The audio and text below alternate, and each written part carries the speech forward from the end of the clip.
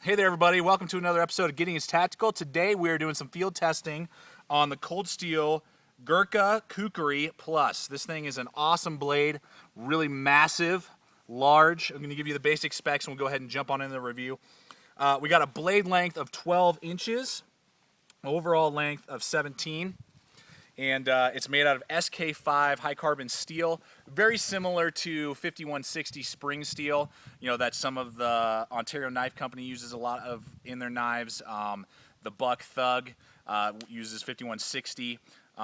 K-Bar for all their zombie knives uses SK5. So it's a high carbon steel, you know, very durable.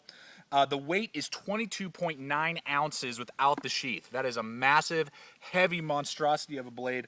The thickness, you guys ready for this? Over a 1/4 inch thick, 5/16 of an inch thick. That is huge. And it's definitely, you know, a top heavy blade. Obviously it's a kukri, it's designed for that. I mean, you basically got a machete slash hatchet slash knife in your hand. Craton handles, lanyard hole, fully encompassed tang. Nice big handle guard right there. Razor sharp out of the box that we know from Cold Steel. As well as their Secure X sheaths, which I really like and enjoy. They do a really good job with that. Very large molly lashings all the way along for paracord, as well as your large belt loop with Velcro and a button so you can put it on your belt without taking your belt off. And you can click the kukri into place. There we go. Lash it. And so I believe it is how much? I believe it's about 2 pounds with the sheath. So carry weight is right around 2 pounds. So this is a monster and a beast. But I believe that's going to be able to do a lot of work for us out here today in the Blade Boot Camp here for Getting His Tactical. So let's go kick the crap out of this Cold Steel Gurkha Kukri.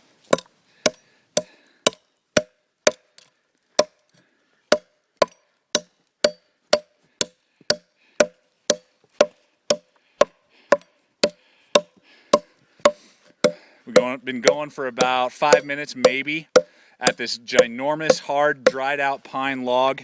It's probably about 6 inches in diameter.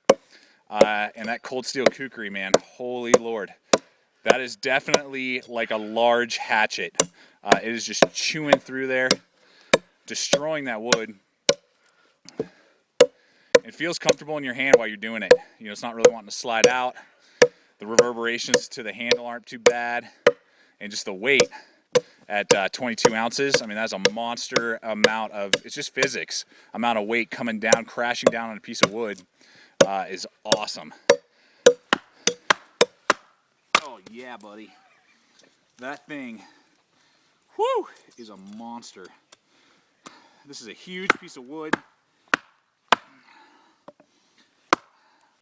Gives me that 12-inch blade gives me so much room to span. Over a 1/4 inch thick. I'm going to be able to take this piece of wood apart. Yeah, man. Now we're talking. And help prepare my fire if I needed to.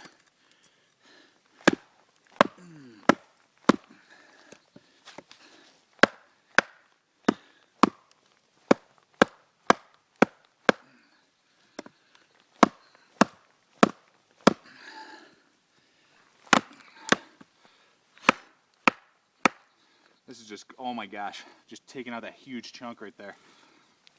That piece of wood. That full flat grind on the Gurkha Kukri Plus is a plus, as well.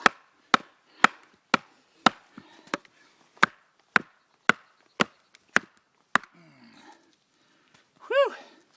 That is a workout though.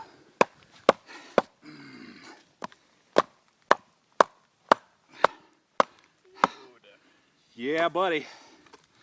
Whew. Gurkha Kukri just went through about a 6-inch piece of wood and went through about 2.5 feet worth of wood. Awesome batoner.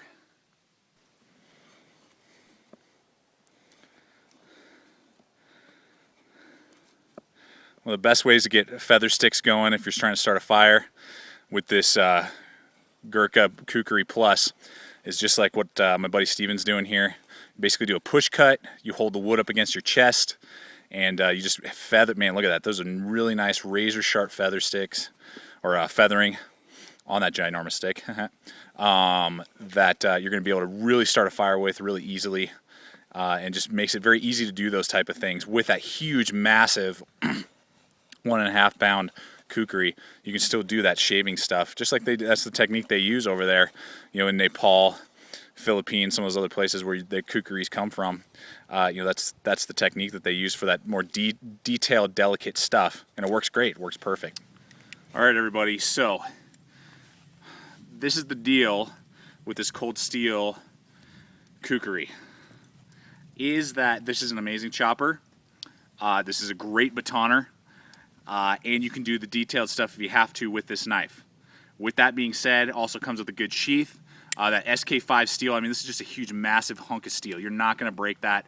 I don't know what you would have to do to like get this thing to snap. I mean, this is just such a huge honking piece of steel. I don't know what you would do. With the handle, we have a really big problem, and that we just want to let you guys know about, is that after the chopping test, the handle began to get really loose to the point where, I don't know if you guys can hear it, it is rattling in here, and I can feel it a lot in the handle itself, moving and rattling around. So this entire Kraton handle has loosened up around the full tang design of this knife after just some chopping that you saw. That's basically all the chopping. We did a little bit more in a couple other areas, but that log was the main chopping test that we put it through, and it loosened up after that, not even before the batoning test. This loosened up before the batoning test. So my recommendation is to you, you know, this is a great blade if you like all that stuff, all the ergonomics, geometry, the sheath, all that stuff is awesome. You really have to think twice before you purchase this knife. This Kraton all-inclusive handle may loosen up on you with not hard use, and it's not that cold out here. It's probably 45 today, so I mean, it's nowhere near freezing. So that is my recommendation. Great knife overall. You got to be really careful about this handle, and you know, really consider, is it worth the risk for the price? You know, you're looking at probably between 120 and 150 bucks for this knife. Is the risk of investing that much money and possibly having the handle loosen up on you and have to send it back to cold steel worth the investment? So just up to you. Other than that, an awesome blade, but just think twice about the handle. So thanks for watching. Stay equipped, stay prepared. We'll see you out there.